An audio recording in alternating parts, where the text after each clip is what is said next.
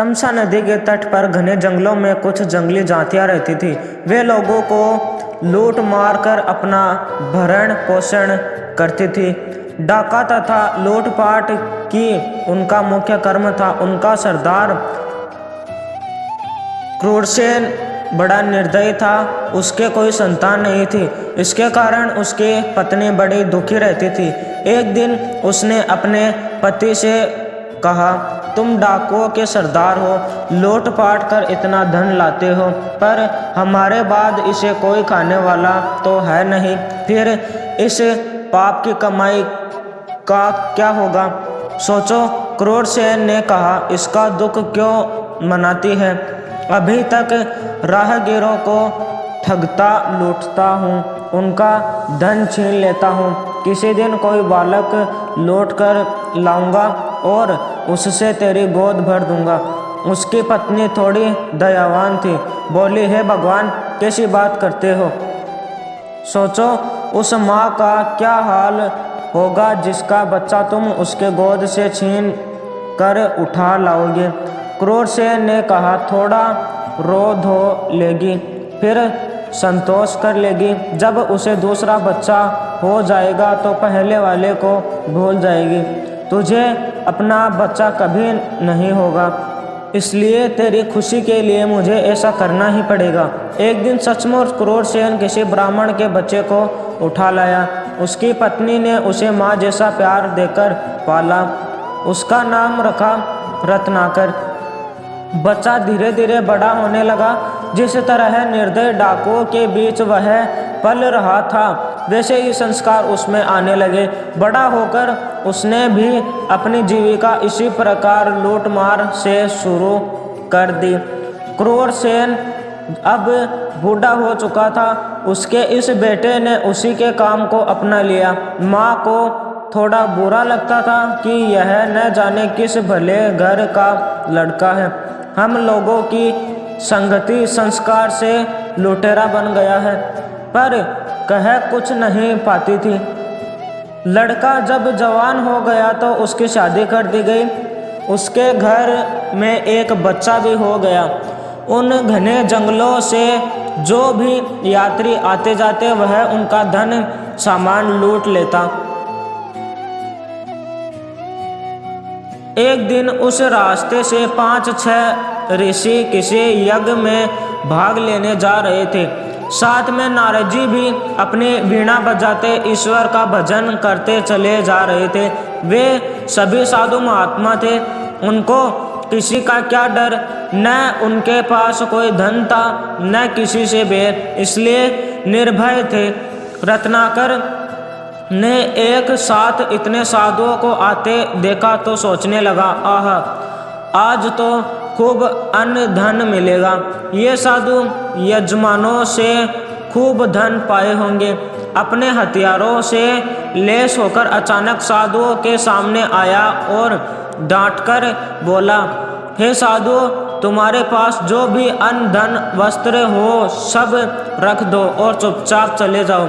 अगर तनिक भी प्रतिरोध किया तो जान से हाथ धोना पड़ेगा, सबको मार डालूंगा। अचानक सामने आए डाकू की ऐसी बात सुनकर साधुओं की तो डर के मारे गिंगी बंद गई। डरने से तो संकट से छुटकारा मिलेगा नहीं, यह सोचकर नारद जी ने साहस से कहा, भाई, हम लोग साधु सन्यासी हैं, हमारे पास धन कहाँ? हम लोग एक यज्ञ में जा रहे हैं। यज्ञ की समाप्ति पर ही कुछ दक्षिणा मिलेगी। अभी तो हमारे पास कुछ भी नहीं है। रत्नाकर कड़क कर बोला, मैं कुछ नहीं जानता, मुझे धन चाहिए, ऐसे न जाने दूंगा।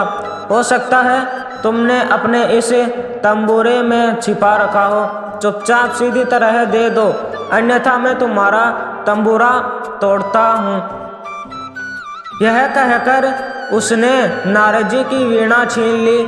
नारद ने सोचा, बड़े संकट में आ गए हैं, अब क्या करें? एक तो यह कर्म से डाकू और बुद्धि से मूर्ख, इसे तो दूसरी तरह से समझाना होगा। यह सोचकर नारद ने कहा, वीणा मत तोड़ो, हमारे पास जो भी होगा वह तुम्हें देंगे। तुम जो यह लूटपाट करते हो यह बुरा काम है, इसका पाप भी लगता है। अपने परिवार के जिन लोगों के लिए तुम यह काम करते हो उनसे जाकर पूछो कि लूट का माल खाने पीने मौज करने में तुम सब मेरे भागीदार हो। पर इस बुरे काम का जो पाप फल है क्या तुम सब मेरे भागीदार हो? पर इस बुरे काम का जो पाप फल है क्या तुम सब उसमें भी मेरे भागीदारी रहोगे? मेरे मरने के बाद जब मेरे कर्मों का हिसाब किताब यमराज के यहाँ होगा तुम सब उस कर्म फल में भी हिस्सा लोगे। रत्नाकर ने कहा, अरे ऐसी बात तो किसी ने नहीं कही। विद्वान साधु हो इसलिए ऐसी बात कर रहे हो, पर चतुर भी हो। मैं यह सब पूछने जाऊं और तुम सब यहाँ से मौका पाकर भाग जाओ। नारद जी ने हंस कर कहा, ऐसी बात नहीं, ऐसा करो तुम हम सबको एक रस्सी से किसी पेड़ के साथ बांध दो, हम यहाँ बंधे रहेंगे, तुम निश्चित होकर जाकर पूछ आओ। रत्ना की समझ में यह बात आ गई। उसने सब साधुओं को एक पेड़ के साथ रस्सी से बांध दिया और घर जाकर सब सदस्यों को बुलाकर कहा, मैं आज एक बात आप सबसे पूछना चाहता हूँ। लोगों को लूट पाट कर मैं आप सबका भरण पोषण कर रहा हूँ। एक तरह से देखा जाए तो निरीह लोगों को लूटना मारना बुरा काम है। बुरे कामों का फल भी बुरा होता है। लूटपाट से आए धन अन्न में जैसे आप सब भागीदार हो, क्या ऐसे ही भागीदार मेरे पाप का फल भोगने में भी होंगे? आज बेटे के मुँह से दान पुण्य और उसके फल की बात सुनकर माँ चौंकी। सोचा जरूर कोई बात है। तत्काल जवाब दिया, पुत्र, हर एक व्यक्ति को अपने कर्मों का फल अकेले ही भोगना पड़ता है। कर्म फल में कोई किसी का भागीदार नहीं होता। तुम्हारा काम परिवार का पालन पोषण करना है। वह तुम किस तरह करते हो यह तुम्हें सोचना चाहिए।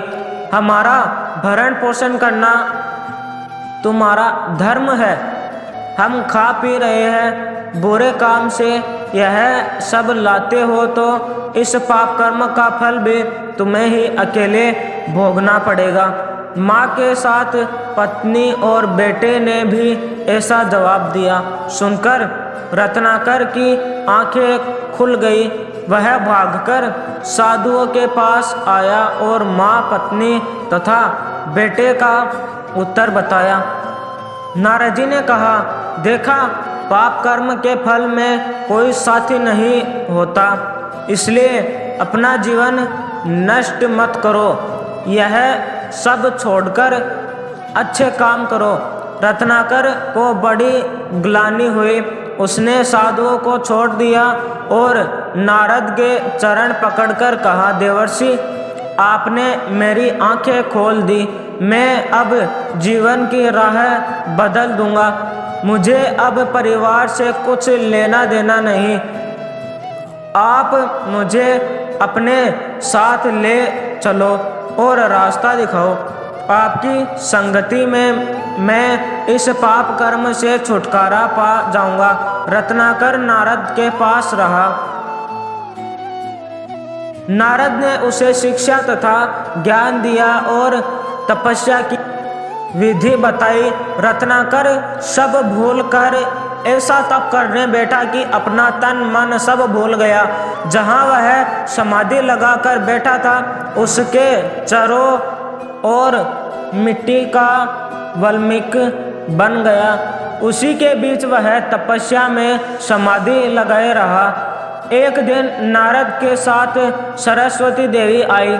वर्षा से मिट्टी का वल्मीक घुल गया। रत्नाकर की समाधि भंग कर नारद ने कहा, रत्नाकर उठो, तुम्हारी साधना तपस्या सफल हुई।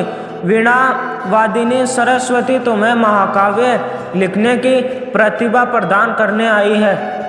अब तुम्हारा नाम वाल्मीकि से प्रकट होने के कारण वाल्मीकि होगा। समझो तुम्हारा पुनर्जन्म हुआ। वाल्मीकि ने नारद और सरस्वती को प्रणाम किया। इन्होंने आगे चलकर भगवान राम के जीवन पर रामायण लिखी, जो वाल्मीकि रामायण नाम से प्रसिद्ध है। वीडियो अच्छा लगा हो तो लाइक करें, सब्सक्राइब करें और अपने दोस्तों में शेयर करें।